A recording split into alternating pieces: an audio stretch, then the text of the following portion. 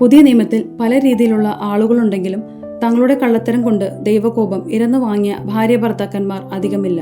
എന്നാൽ അങ്ങനെയുള്ള 2 പേരാണ് അനനിയാസും സഫീറായും. അപ്പോസ്തലന്മാരുടെ നടപടി പുസ്തകം 5-ാം അധ്യായത്തിൽ 1 മുതലുള്ള വാക്യങ്ങളിലാണ് ഇവരെക്കുറിച്ച് പറഞ്ഞിട്ടുള്ളത്. ആദിമ ക്രൈസ്തവ സമൂഹത്തിൽ ക്രൈസ്തവരായ ആളുകൾ എല്ലാം ഈശോയിൽ സമർപ്പിച്ചുകൊണ്ട് തങ്ങൾക്കുള്ളതെല്ലാം പൊതുവായി കരുതിയിരുന്നു.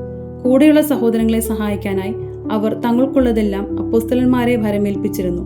അങ്ങനെ കിട്ടുന്ന ധനമെല്ലാം അപ്പോസ്തലന്മാർ സഹോദരർക്ക് തുല്യമായി നൽകിയിരുന്നു. അനനിയാസും സഫീറായും ആദിമ ക്രൈസ്തവ സമൂഹത്തിലെ ക്രൈസ്തവരായിരുന്നു. തങ്ങൾക്കുണ്ടായിരുന്ന സ്വത്ത് വിറ്റ പണം അവർ പൂർണ്ണമായി അപ്പോസ്തലന്മാർക്ക് നൽകാതെ കുറച്ച് മാറ്റിവെച്ചു.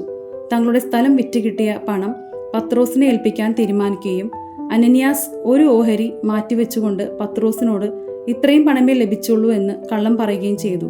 എല്ലാം അറിയുന്ന പത്രോസ് ആ കള്ളത്തരം കണ്ടുപിടിക്കുകയും നീ എന്തിനാണ് പരിശുദ്ധാത്മാവിനെ വഞ്ചിച്ചതെന്ന് പറഞ്ഞ് അനനിയാസിനെ ശാസിച്ചപ്പോൾ ദൈവകോപത്താൽ അനനിയാസ് അവിടെ തന്നെ മരിച്ചു വീണു. പണം നൽകാൻ വേണ്ടി പോയ ഭർത്താവ് തിരിച്ചു വരാത്തത് കണ്ട് സഫീറായും അയാളെ അന്വേഷിച്ചിറങ്ങുകയും പത്രോസിന്റെ മുൻപിലെത്തുകയും ചെയ്യുന്നു. ധനത്തിന്റെ കാര്യത്തിൽ അവളും ഭർത്താവിനെ പോലെ അപ്പോസ്തലന്മാരോട് നുണ പറയുന്നു.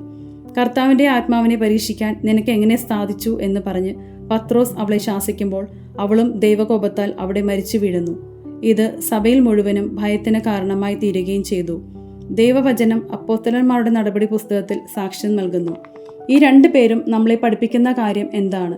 മനുഷ്യരായ നമ്മൾ മനുഷ്യരോട് നുണ പറയാറുണ്ട്. എന്നാൽ ദൈവത്തിന്റെ കണ്ണിൽ ഒന്നും മറഞ്ഞിരിക്കുകയില്ല.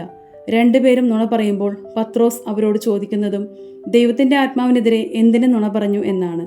മനുഷ്യനെ പറ്റിക്കുന്നത് പോലെ ദൈവത്തിന്റെ ആത്മാവിനെ പറ്റിക്കാൻ സാധിക്കുമെന്ന് കരുതി ദൈവത്തെ മനുഷ്യന് തുല്യനാക്കരുതെന്നും അങ്ങനെ ചെയ്യുന്ന ആളുകൾ ദൈവത്തിന്റെ ശിക്ഷാവിധിക്ക് അർഹരാകുമെന്നും ഈ കഥാപാത്രങ്ങൾ നമ്മെ പഠിപ്പിക്കുന്നു.